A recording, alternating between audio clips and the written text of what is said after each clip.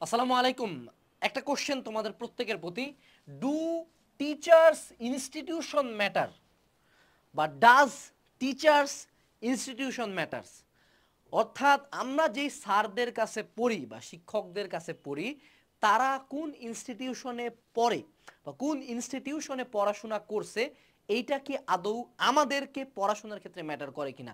অর্থাৎ আমাদের বাংলাদেশের ক্ষেত্রে যে জিনিসটা ঘটে, বুয়েটের ভাইয়া ঢাবির ভাইয়া দ্যাটস এ হাইপ, এর বাইরে কেউ মানুষ না, এই ধারণাটা কতটুকু সঠিক। আমি নিজেই অনেক মানুষকে ট্রল করছি, রোস্ট করছি তাদের ইনস্টিটিউশন নিয়ে, বাট তারপরও ভুল স্বীকার যে কোনো সময় করা যায়, ভুল স্বীকার যে কোনো সময় করে সেটাকে সঠিকও করা যায়। সো আজকে আমরা আমাদের টিচারদের ইনস্টিটিউশন নিয়ে একটু ইনডেপথ আলোচনা করব যে আদৌ আমার টিচার সিলেকশনের ক্ষেত্রে কোন কোন ক্রাইটেরিয়াতে তাদেরকে নির্বাচন করা উচিত। চলো শুরু করি। তো আমি তার আগেই আমাদের পাশের দেশ ভারত, যেখানে গোটা পৃথিবীর সবচেয়ে বড় এডটেকরা আছে এবং যেখানে অ্যাকচুয়ালি অনলাইন এডুকেশন আমাদের দেশের চেয়ে অনেক বছর আগানো এবং যেখানে সর্বাধিক ফান্ডিং যায়, অর্থাৎ ভারতের এডটেক মার্কেটটা কিন্তু অন্যান্য যে কোনো দেশের চেয়ে যথেষ্ট ডেভেলপড একটা মার্কেট।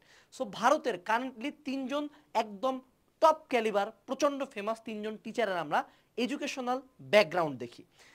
প্রথমে আমি যে জিনিসটা দেখাইতে চাই যেটা হলো, আমরা জানি প্রথম ইউনিকর্ন যেটা ইন্ডিয়ার বাইজুস, সেটার ফাউন্ডার ছিল বাইজো রবীন্দ্রান। উনি কোথা থেকে পড়াশোনা করছে? উনি তো আইআইটি এইসব এক্সামের জন্য পড়াইতো, একদম ভারতের সবচেয়ে বড় মেধাবীদের কাছে তিনি ম্যাথ পড়াইতেন। তো উনি government college of engineering Kanpur থেকে পড়াশোনা, কান্নুর এখান থেকে পড়াশোনা করছে, অর্থাৎ he was not from IIT. এবং আমরা এই লোকটাকে তো চিনি, an idol of mind, Alakh Pandey, physics ওয়ালার ফাউন্ডার। উনি কোথা থেকে পড়াশোনা করছে? উনি পড়াশোনা করছে মেকানিক্যাল ইঞ্জিনিয়ারিং থেকে Harcourt Butler technical institute HBTI Kanpur থেকে, অর্থাৎ এবং উনি কিন্তু ড্রপ আউট হয়েছে পরে উনার এই ক্যারিয়ারটা পারসু করার জন্য।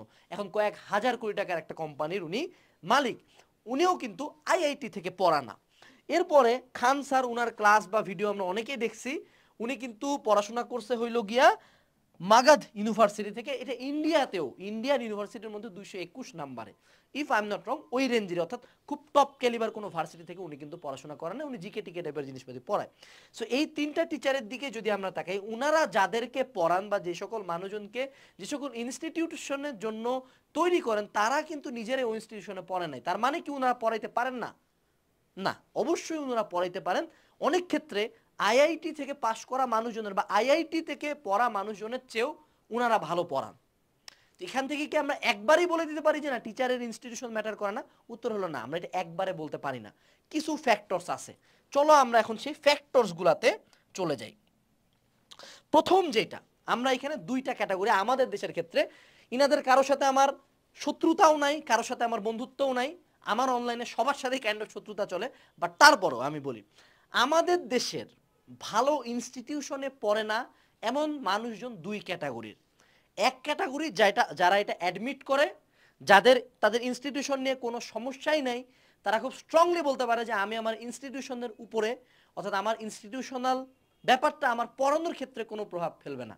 এরকম দুইটা মানুষ, আমি তাদেরকে পার্সোনালি কতটুকু পছন্দ করি আমি জানি না, but as a teacher they are doing very well.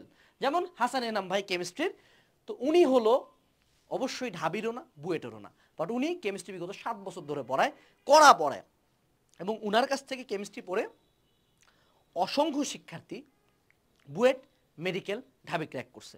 আরেকজন হলো মাকসুদুর ভাই, উনি বাংলা পড়ায়, উনি বাংলার কোনো ব্যাকগ্রাউন্ড থেকেও না, ওরকম জাহাজও কেউ না, বাট উনার কাছ থেকেও মেলা মানুষজন বাংলা পড়তেছে, শিখতেছে। এই দুইজন কিন্তু তাদের ইনস্টিটিউশনাল পরিচয় ইউজ করে ওঠে না, তারা তাদের টিচার হিসেবে পরিচয়টাতে বেশি ফোকাস করে যে আমাদের ইনস্টিটিউশন না হলেও সমস্যা নাই, but as a teacher we are great teachers. আরেকজন ইমরান ভাই, উনার কন্ট্রোভার্সি আমরা কয়েকদিন আগেই জানি। উনার প্রবলেমটা হয়েছিল যে উনি অ্যাকচুয়ালি উনার ইনস্টিটিউশন নিয়ে যে হীনমন্যতা, সেখান থেকে তিনি কখনো বেরিয়ে হতে পারেন না, যার কারণে উনি একটা ফেক পরিচয় ইউজ করছেন। উনি খারাপ পড়ায় না ভালো পড়ায়? নিঃসন্দেহে ভালো পড়ায়, নাহলে এত অডিয়েন্স ম্যাচ করা সম্ভব ছিল না। বাট উনি যদি ওনার ইনস্টিটিউশনের পরিচয়টা থেকে বের হয়ে নিজের পরিচয়, না আমি ঠিক আছে ইংলিশ পড়াইতেই পারি, ইংলিশ অনেকেই পড়ায় যাদের অ্যাকচুয়ালি গ্র্যাজুয়েশনের অত ভালো লেভেলের পড়াশোনা নেই, তারপরে তারা ইংলিশ ভালো পড়ায়, সেটা যদি উনি করতেন, উনাকে আমরা 1 নাম্বার ক্যালিবারে রাখতাম। তো এখান থেকে আমরা কি বুঝাইতে যাচ্ছি? প্রথমত আমাদেরকে একটা কলাম আমরা প্রথম আলোতে পড়ছিলাম যে আমাদের দেশের একটা খুবই স্ট্রং প্রবলেম হলো ইনস্টিটিউশনাল প্রাইড। আগে এইটা ঢাবির ছিল, যে বুয়েটের ছিল আগে চান্স পেয়ে দেখান, এই টাইপের একটা কথাবার্তা। এখন এটা নর্থ সাউথ ব্রাক প্রাইভেটেও চলে গেছে, যেই একটু ভালো করে তার মধ্যে তার ইনস্টিটিউশন নিয়ে প্রাইড কাজ করা। আমার মধ্যেও একটা বয়সে কাজ করতে এখনো করে, এটা খুব স্বাভাবিক কাজ করাটাই।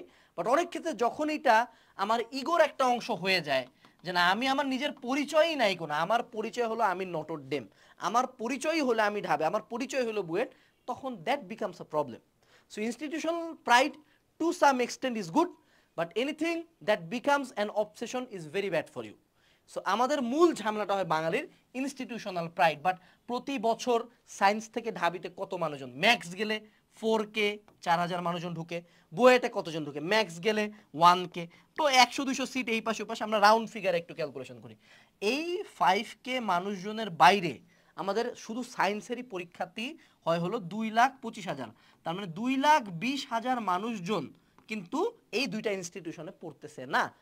লেট আস ইনক্লুড মেডিকেল, ওখানে আরো 4K গেল, তার মানে 2,16,000 মানুষজন আমাদের আগে চান্স পেয়ে দেখান দলের মধ্যে নাই। তার মানে কি তারা মানুষ না? তার মানে কি তারা পড়াইতে পারে না? উত্তর হলো সম্পূর্ণরূপে না। আমি আমাদের এলাকায় বৈশ্য স্যারকে দেখছি, সালাম স্যারকে দেখছি, ইনারা বুয়েট মেডিকেল ঢাবি স্টুডেন্ট ছিলেন না, উনারা পাবলিক থেকে পড়ছেন, তারপরে কলেজের টিচার হয়েছেন। বাট ওই লোকগুলা সামনে টেবিলে বসে শত শত হাজার হাজার বুয়েটিয়ান তৈরি হয়েছে। এরকম এলাকা ভিত্তিক কলেজ ভিত্তিক অনেক লেজেন্ডারি টিচাররা ছিলেন, যারা বুয়েটে পড়েন নাই, ঢাবিতে পড়েন নাই, মেডিকেলে পড়েন নাই, বাট হাজারো ঢাবিয়ান, হাজারো বুয়েটিয়ান, হাজারো ডাক্তার তাদের সামনের টেবিল থেকে বের হয়, তাদেরকে সম্মান করে, তাদেরকে ভালোবাসে, এবং তারা অসংখ্য শিক্ষার্থীর আস্থার জায়গা। তো আমরা এখন একটু সামারিটা নিই, টিচারের ইনস্টিটিউশন কি মোটা দাগে ম্যাটার করে কিনা। আমাকে প্রথমে দেখতে হবে, আমি উত্তর মোটা দাগে বলবো, নাও হইতে পারে, হ্যাঁও হইতে পারে। হ্যাঁ কখন? আমি যদি প্রপার গাইডলাইন চাই যে কেমনে, অর্থাৎ গাইডলাইন বা এক্সপিরিয়েন্স যদি আমি চাই, তাহলে আমাকে ওই ইনস্টিটিউশনে ডিরেক্ট কেউ পড়াশোনা করছে তার কাছে গাইডলাইন এবং এক্সপিরিয়েন্স নিতে হবে, কারণ সে ওই এক্সামটা অ্যাটেন্ড করছে। বাট আমি যদি চাই যে ক্লাস, অর্থাৎ I want to learn chemistry, I want to learn English, physics, anything, আমার এখানে ইনস্টিটিউশনের চেয়ে বেশি দেখতে হবে পড়ায় কেমন। অর্থাৎ আমি বুয়েটের একজন স্টুডেন্ট হিসাবেও ডিরেক্টলি বুকে হাত রাখে বলতে পারি, আমি হাসান ভাইয়ের চেয়ে কেমিস্ট্রি ভালো পড়াবো না, আমি মাকসুদুল ভাইয়ের চেয়ে বাংলা ভালো পড়াবো না, এবং ঢাবির অনেক স্টুডেন্ট তার চেয়ে বাংলা খারাপ পড়াবে। অর্থাৎ আমি যদি শুধু ক্লাস কারো কাছে নিতে চাই যে ভাই আপনি আমাকে পড়া শিখাবেন, বুঝাই দিবেন, ম্যাথ করাই দিবেন, at that point institution should not matter. The only thing that matters উনি পড়াইতে পারে কি না। 2 নাম্বার যে জিনিসটা ম্যাটার করে সেটা হলো তার এক্সপিরিয়েন্স কত। যেমন আমাদের অনলাইনের এখানে হাসান ভাইয়ের হলো প্রায় 7 বছর 5 বছরের মতো পড়াচ্ছে, ইনিও 5-7 বছর, এরও সেম, সবারই প্রায় করোনার টাইম থেকে পড়াচ্ছে, অর্থাৎ 4 to 5 ইয়ার্স মানুষজন পড়াচ্ছে। এক্সপিরিয়েন্স ম্যাটার্স, এক্সপিরিয়েন্স ম্যাটার, যে তার এক্সপিরিয়েন্স কত বছর। সর্বশেষ এবং মোস্ট ইম্পর্টেন্ট পয়েন্ট, আমি কারো কাছে ক্লাস করব কিনা, এইটার মূল উত্তর হওয়া উচিত নট হাইপ, নট বাকিরা বলছে, নট বাকিরা পড়ে, নট কে চান্স পাইছে, আমি পারি কিনা, আমি বুঝি কিনা, আমি বুঝি কিনা। যেমন আমাদের ওই সময় দিনাজপুরে ম্যাথের 2 জন স্যার ছিলেন, নাম বলবো না, একজন স্যারের অনেক স্টুডেন্ট, আরেকজন স্যারের খুব কম স্টুডেন্ট, সবাই অনেক স্টুডেন্ট আলা স্যারের কাছে গেল, আমিও গেলাম, বাট বাস্তবতা দেখা গেল আমি তাদের কাছে কিছুই বুঝি না। অসংখ্য স্টুডেন্টের মাঝে আমি কোনো কিছু বুঝি না, মাথা 100 হাত উপর দিয়ে যায়। বাসায় সবাই একটা টিচার নিল, সবাই পাগল ওই টিচারের জন্য, উনাকে ফোন দিলাম, উনি বললো তোমাকে 2024 সালে সময় দিতে পারবো, মানে এই বছর আসে উনি আমাকে সময় দিতে পারবে, আমার এইচএসসি ছিল 18 সালে। উনার কাছে না পড়ে আমি উনার কাছেও বাইদি বাই 1 দিন 2 দিন গেলাম, উনার কাছেও বুঝতাম না, পরে আমি যাদের সাথে অ্যাডজাস্ট হয় তাদের কাছে গেলাম, আমি সুন্দর মতো পড়া বোঝা শুরু করলাম, আমার রেজাল্ট ভালো হইলো। সো আমি একজন টিচারের কাছে ক্লাস করব কিনা, that only matters on one important topic, আমার তার সাথে অ্যাডজাস্ট হয় কিনা, সে যা পড়ায় আমি তা বুঝি কিনা, তার শিডিউল আমি বুঝি কিনা, তার সাথে আমার আইডিওলজি মিলে কিনা। যেমন হইতে পারে আমি হলাম সাজেশন পার্টি, অর্থাৎ আমি কম পড়ে ভালো আউটপুট চাই, আমি চাই আমাকে ইম্পর্টেন্ট টপিক পড়ান। এখন কেউ যদি আমাকে 14 ঘন্টার ক্লাস সাজেস্ট করে, আমার নর্মাল অ্যাটেনশন স্প্যান ম্যাক্স গেলে আমি একটা ক্লাসে 2 ঘন্টা মনোযোগ ধরে রাখতে পারি, বাকি 12 ঘন্টা আমার টোটাল ওয়েস্ট যাবে। সো আমার এমন কোনো টিচার চুজ করা যাবে না যার কাছে আমি যে আমাকে 14 ঘন্টা পড়াবে। আমি এত ডিটেলস পড়তেই চাই না, আমি চাই ভাই কমন দেন। সো আমার এমন একজন টিচার লাগবে যে আমাকে কমনের জন্য ইম্পর্টেন্ট টপিকগুলো পড়াই দিবে। আবার কিছু টিচার আছে অনেক বেশি ম্যাথ করায়, আমি চাই আমি বাসায় ম্যাথ করতে, সো আমি অবশ্যই বেশি ম্যাথ করানোর টিচারের কাছে যাবো না, থিওরি পড়ানোর টিচারের কাছে যাবো। সো এই যে প্রত্যেকটা ক্ষেত্রে একটা সেপারেশন আছে যে আমি কোন ক্যাটাগরি স্টুডেন্ট, আমার কি ভাল লাগে, ওই টিচার কেমনে পড়ায়। জাস্ট বিকজ বাঙালি এখন চলে আসলে হাইপে, এই স্যারের কাছ থেকে তো বুয়েট ফার্স্ট হয়েছে, বাবা তুই তো বুয়েটে চান্স পাওয়ারই কথা না, তুই বুয়েটে 1200তম হ, এইটাও তো তোর যোগ্যতা নাই, তুই বুয়েট ফার্স্ট কার কাছে পড়ছে এটা তুই দেখলেই বা কেন, এটা তো হারাম। বুয়েট ফার্স্ট মানে কি ভাই, ও তো একটা জানোয়ার, তুই ওর দিকে তাকাবি কেন? ওই স্যারের দিকে তো তোর যাওয়ার দরকার নাই। তুই দেখ এখন কিন্তু অনলাইনে প্রত্যেকের ফ্রি ক্লাস আছে, আমার থেকে শুরু করে গোটা বাংলাদেশের প্রত্যেকটা টিচারের ফ্রি ক্লাস অ্যাভেলেবল। তুমি খুঁজো, ঘাটো, দেখো, 5-10 মিনিট ক্লাস করো, একটা ক্লাস করো, দেন ডিসাইড করো তুমি কার কাছে পড়বা, তারপর তোমার সাথে অ্যাডজাস্ট হলে ওখানে যাও। Just don't go to anywhere only because of hype. হাইপের জন্য যাবা, পরে দেখবা যতদিনে 1-2 মাস চলে গেছে তোমার কোনো কিছু শেষ হয় নাই, পরে মার টিচার চেঞ্জ করতে যাবা, দেখবো সময় নেই। সো আমরা যদি এখন একটু সামারি টানি তাহলে কি, টিচারের ইনস্টিটিউশন কি মোটা দাগে ম্যাটার করে, গাইডলাইন বা এক্সপিরিয়েন্স যদি নিতে চাই অবশ্যই ম্যাটার করে, বাট যদি আমি শুধু পড়তে চাই টিচারের ইনস্টিটিউশনের দিকে আমার তাকানোর দরকার নাই।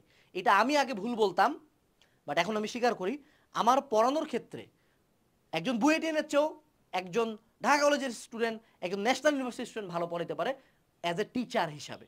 ভালো স্টুডেন্ট মানে ভালো টিচার নেই, কথাটা সবাই বলে, আমি স্বীকার করি এটা। তো সে কত বছর পড়াচ্ছে, তার সাথে আমার ম্যাচ আপ হয় কিনা এইটা আমাকে দেখতে হবে। তার সাথে যদি আমার ম্যাচ আপ হয়, আমি যদি বুঝি সে যদি ভালো পড়ায়, no matter who that is, আমি তার কাছে পড়বো। আমার তার সাথে লেনদেন শুধুমাত্র পড়াশোনার, তার পার্সোনাল লাইফ কোথায় কি হয়েছে না হয়েছে এইসব দরকার নাই। 2024 সালে আসে যদি বলো দুর্জন ব্যক্তি মানেই পরিত্যাজ্য, 2024 সালে স্বজন ব্যক্তি কেউ নাই, আমরা সবাই দুর্জন, কেউ প্রকাশ্যে কেউ গোপনে। So choose wisely. আসসালামু আলাইকুম, টাটা।